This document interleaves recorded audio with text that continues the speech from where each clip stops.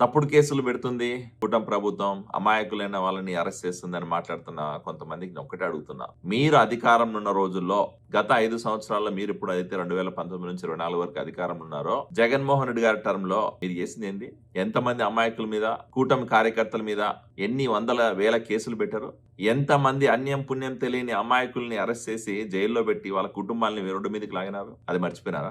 ఆడ లేదు, మగ లేదు, కార్యకర్త లేదు, పిల్లోడు లేడు, పెద్దోడు లేడు, ముసలోడు లేడు. ఎవరిని పడితే వాళ్ళని అరెస్ట్ చేసి మీ కక్ష సాధింపు చర్యల కోసం మిమ్మల్ని ప్రశ్నించిన ప్రతి ఒక్కరిని, మీరు చేసిన తప్పుడు పనులను ప్రశ్నించిన ప్రతి ఒక్కరిని అరెస్ట్ చేశారు. అది మర్చిపోయినారా? ఈరోజు తప్పు చేయకపోతే ఎందుకు మీరు ఈరోజు అంత భయపడుతున్నారు? కూటమి ప్రభుత్వం అభివృద్ధి చేస్తా ఉంది, రాష్ట్రంలో సంక్షేమం చేస్తా ఉంది, ప్రజలకు కావాల్సిన అన్ని మంచి పనులు చేస్తా ఉంటే దాన్ని చూసి ఓర్చుకోలేక కొంతమంది పనికిమాలిన వాళ్ళు ఊర్లలో కూర్చొని సోషల్ మీడియా అకౌంట్లు ఓపెన్ చేసుకొని ఫేక్ ప్రాపగాండా క్రియేట్ చేసుకుంటా, నాయకులకు పెద్ద చిన్న రెస్పెక్ట్ ఇచ్చే మర్యాద లేకుండా ఎవడు పడితే వాడు మాట్లాడితే అలాంటి వాళ్ళని వదిలేయాలా? తప్పుడు మాటలు మాట్లాడడం వదిలేసేసి ఎలాంటి మీరు సందేశం ఇస్తున్నారు? ఆ రోజు మేము ఏ తప్పు చేయకపోతే అరెస్ట్ చేశారో, ఏ తప్పు చేయని వాళ్ళు మా కార్యకర్తల మీద దాడి చేశారు.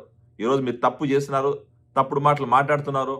ఈ రోజు పెద్ద చిన్న లేకన్నా చేస్తున్న అభివృద్ధి గురించి కించపరిచే విధంగా మాట్లాడతా, అలాగే ఈరోజు కూటమి ప్రభుత్వం చేస్తున్న పనుల గురించి కించపరిచే విధంగా మాట్లాడుతున్న తప్పుడు నా కొడుకులను మాత్రమే అరెస్ట్ చేస్తున్నాం. మీరు గుర్తుపెట్టుకోండి. ఆ తప్పుడు వాళ్ళని కూడా వెనకేసుకొస్తున్నారంటే మీరంత దుర్మార్గులు ఆలోచన చేసుకోవాలా? ఈరోజు కడప జిల్లాలో, కడప సెంటర్లో మత కలవలు సృష్టించింది మీరు కాదా? మళ్ళీ దాన్ని తీసుకొచ్చి ఈరోజు కూటమి ప్రభుత్వం మీద బురదడానికి ప్రయత్నం చేస్తున్నారు. ఏదో కూటమి ప్రభుత్వం ఇన్వాల్వ్ అయ్యి చేస్తుందని మాట్లాడుతున్నారు. ఎవడు మిమ్మల్ని లాస్ట్ మినిట్లో మార్చమని చెప్పారు? పేరుని మార్చింది మీరు, మత కలవలు సృష్టించింది మీరు. మళ్ళీ ఈ రోజు తీసుకొచ్చి కూటమి ప్రభుత్వం అరెస్ట్ చేస్తుంది, కూటమి ప్రభుత్వం దాని మీద యాక్షన్ తీసుకుంటుందని చెప్పి మాట్లాడేది మీరు. మాట్లాడడానికి కొంచెం సిగ్గు ఉండాలా? ఇంకా అక్కడ భూమన కరుణాకర్ రెడ్డి మాట్లాడతారు శ్రీవాణి ట్రస్ట్ లేదు, అన్యాయం జరుగుతుందని చెప్పి. శ్రీవాణి ట్రస్ట్లో వైవి సుబ్బారెడ్డి గారు టీటీడీ చైర్మన్ ఉన్న రోజుల్లో ఆ శ్రీవాణి ట్రస్ట్ ద్వారా ఎన్ని వందల కోట్లు సంపాదించాడో, శ్రీవాణి ట్రస్ట్ మాయలో ఎన్ని గోశాలలు పేరు పెడుతున్నా అని చెప్పి గోశాల ఫండ్స్ కలెక్ట్ చేశారో, శ్రీవాణి ట్రస్ట్ దందా ఏందో అనేది బయటకు వస్తాయి దగ్గరలో. కొంచెం వెయిట్ చేయండి. ఇంకా వీళ్ళందరి పక్కన పెడితే ఇంక ఈ జోకర్ కమిడియన్ ఒకడు ఉన్నాడు, బైరెడ్డి. ఈయనకి 10-15 సంవత్సరాల నుంచి రాజకీయాల్లో కూడా ఒక్క పూట కూడా ఎమ్మెల్యే టికెట్ ఇలా జగన్మోహన్ రెడ్డి. అయినా సిగ్గు లేక నా పార్టీలో కంటిన్యూ అవుతున్నాడు. సిగ్గు లేక నా పార్టీలో ఉండి సిగ్గు లేకుండా ఈరోజు మళ్ళీ బయటకు వచ్చి పనికి వాళ్ళని మాటలు మాట్లాడుతున్నాడు ఈ బైరెడ్డి సిద్ధార్థ్. ఈ బైరెడ్డి సిద్ధార్థ్కి ఏంటంటే కేవలం నెలకు, 2 నెలలకు, 3 నెలలకు ఒకసారి బయటకు వచ్చేది, ఒక 10 మంది పిల్లనావడకలు వెనకేసుకునేది. ఆ పిల్లనాయలు జై జై బైరెడ్డి అనడం, ఈయన రెచ్చిపి మాట్లాడడం. మాట్లాడే ముందు కొంచెం అని ఉండాలి కదా కామన్ సెన్స్.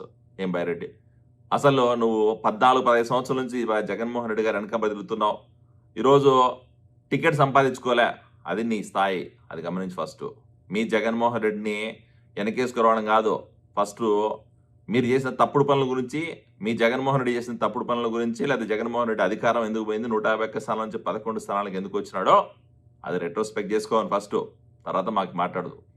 ఈయన వచ్చి ఈరోజు టీజీ భరత్ గారు ఏదో లంచం తీసుకున్నారు, టీజీ భరత్ గారు ఏదో ఫార్మా కంపెనీ దగ్గర 40 కోట్లు తీసుకున్నారని చెప్పి మాట్లాడుతున్నాడు. ఆధారం లేకుండా బేస్లెస్గా మాట్లాడద్దు. నీ దగ్గర ఆధారాలు ఉంటే, నిజంగా 40 కోట్లు లంచం తీసుకున్నట్టు, 40 కోట్ల డబ్బులు ఆయన అకౌంట్లోకి వచ్చినట్టు ప్రూఫ్ ఉంటే బయటకు వచ్చి మాట్లాడు. పెద్ద మనిషి సిగ్గు లేకుండా, మానం లేకుండా, కామన్ సెన్స్ లేకుండా బయటకు వచ్చి పెద్ద చిన్న లేకుండా, మినిస్టర్ అన్న మర్యాద ఇవ్వకుండా ఏకవచనంతో మాట్లాడుతున్నావు. ఏంది నీ స్థాయి అసలు? ఏముంది నీకు అసలు? ఏం పెద్ద పుడింగ్ అని ఉంటాను ఏమన్నా? ఒక 100 మంది పిల్లల్ని వెనకేసుకుని తిరుగుతూ నువ్వేదో పెద్ద లీడర్ అనుకుంటావా? నీ ఏమంటారు బిర్యానీ పెట్టి ఏమంటారు రోజు మనుషులు మందు తాపితే ప్రతి ఒక్కడి వెనక తిరుగుతారు. అది గుర్తుపెట్టుకో. పనికిమాలిన పిల్లల్ని వెనకేసుకొని పనికిమాలిన మాట్లాడుకుంటా, పనికిమాలిన మాట్లాడి రోడ్డు సెంటర్లోకి వచ్చి మాట్లాడుకుంటా, మళ్ళీ నువ్వు ఏదో పెద్ద పుడింగ్ అన్నట్టు బిల్డప్ ఇచ్చుకుంటున్నావు. అసలు ఈ బైరెడ్డి సిద్ధార్థ్ అనే పర్సన్కి మినిస్టర్ టీజీ భరత్ గారి అసెట్స్ వాల్యూ అనేది తెలుసా? కనీసం వాళ్ళ కుటుంబం ఏం బిజినెస్లు చేస్తారో తెలుసా? వాళ్ళ నాన్నగారు ఏం చేశారు, టీజీ వెంకటేష్ గారు ఏం చేశారో తెలుసా? ఏ మాత్రం సిగ్గు లేదు, కామన్ సెన్స్ లేదు. ఈరోజు కేవలం ఈయన ఏదో ఎలివేషన్ల కోసం, ఈయన ఏదో ఈరోజు వైఎస్ఆర్సీపీ సోషల్ మీడియాలో ట్రోల్ అవడం కోసం, లేదా ఎలివేషన్లు ఇచ్చుకొని ఒక 10 మంది పిల్లనాయలు వేసుకొని హడావిడి చేయడం తప్ప వాస్తవాలు మాట్లాడుతున్నావు. అసలు నీ దగ్గర ఆధారాలు ఉన్నాయా? లేవు. ఇలా చెప్పుకుంటూ పోతే ఈరోజు కూటమి ప్రభుత్వం చేస్తున్న మంచి పనులని, కూటమి ప్రభుత్వం ఈరోజు లా అండ్ ఆర్డర్ని కంప్లీట్గా ఒక నార్మల్ కండిషన్లో తీసుకొచ్చి రాష్ట్రంలో శాంతియుత వాతావరణంలో ఈరోజు ముందుకెళ్తా ఉంటే, మళ్ళీ ఈరోజు రాష్ట్ర వ్యాప్తంగా యువతని అందరు రెచ్చగొట్టి ఈ వైఎస్ఆర్సీపీ పనికిమాలిన కొంతమంది పిల్లనాయలందరూ బయట తీసుకొచ్చి అలజడి సృష్టించాలా, రాష్ట్రంలో ఏదో రకంగా లా అండ్ ఆర్డర్ నిర్వీర్యం చేయాలా, రాష్ట్రంలో ఈరోజు శాంతి భద్రతల్ని మళ్ళీ విఘాతం కలిగించాలా? ఇదేనా మీ అజెండా? ఇదేనా మీ రాజకీయం? దీనికోసమేనా పార్టీ నడుపుతున్నది?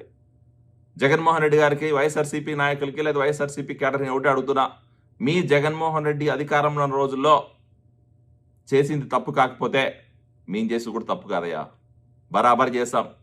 మీరు తప్పుడు మాటలు మాట్లాడితే వదిలేయాలా? కారు కూతులు కూసే వదిలేయాలా? బయటకు వచ్చి ఆధారం లేకుండా బేస్లెస్ కామెంట్ చేసి వదిలేయాలా? లేకపోతే రాష్ట్రంలో జరుగుతున్న అభివృద్ధి గురించి పనికి వాళ్ళు మాట్లాడితే వదిలేయాలా? ఏం మాట్లాడుతున్నారు మీరు? చేత వస్తే మీకు నిజంగానే దమ్ము ధైర్యం ఉంటే ఈరోజు ప్రజల్లోకి వచ్చి తెలుసుకోండి. అది లేకుండా పొద్దున్న లేస్తే సోషల్ మీడియాలో వీళ్ళకి ఏదో ఒక రకంగా గొడవలు పెట్టాలా?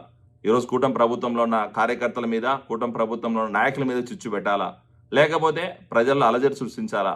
లేకపోతే రాష్ట్రంలో ప్రశాంతంగా ఉన్న రాష్ట్రంలో లా అండ్ ఆర్డర్ నిర్వీర్యం చేయాలా? లేదా రాష్ట్రానికి వస్తున్న పెట్టుబడులను ఏదో రకంగా అడ్డుకోవాలా? ఒకవేళ వచ్చినా దాని క్రెడిట్ స్టోరీ మేమే చేయాలా? ఏంది పంచాయతీ? దీనికోసం మీరున్నది?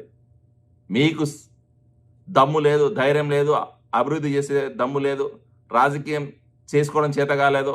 మీరు 150 స్థానం నుంచి 11 స్థానాలకు పడిపోయారంటే ప్రజల్లో వ్యతిరేకత కాదు, మీ క్యాడర్లో విపరీతమైన వ్యతిరేకత ఉంది. అది మర్చిపోయినట్టున్నారు మీరు. అది గుర్తుపెట్టుకోండి ఫస్ట్. సో ఇంకోసారి మాట్లాడే ముందు వాస్తవాలు ఉంటే మాట్లాడండి, డేటా ఫ్యాక్ట్స్ ఉంటే మాట్లాడండి. ఊరికే కూర్చొని కారు కూతలు కూస్తే మాత్రం బరాబర్ ఇట్లాంటివి ఉంటాయి. అరెస్ట్ లేని ఇంకా ఈయన బైరెడ్డి సిద్ధార్థ అంటున్నాడు సబ్ జైలుకు పోయొచ్చా అంట. సబ్ జైలు ఆయనకేం కొత్త కాదంట. సిగ్గుండాలి ఆ మాట చెప్పుకునేకి. ఓ మర్డర్ కేసులో సబ్ జైలుకు పోయొచ్చి జైలు శిక్ష అనుభవించిన వచ్చిన తర్వాత అదేదో గొప్పగా ఇచ్చి బయట చెప్పుకుంటున్నావు అంటే నీ అంత మూర్ఖుడు, నీ అంత దుర్మార్గుడు, నీ అంత పనికిమాలను కూడా ఉన్నాడు. ఆలోచించుకో. Thank you.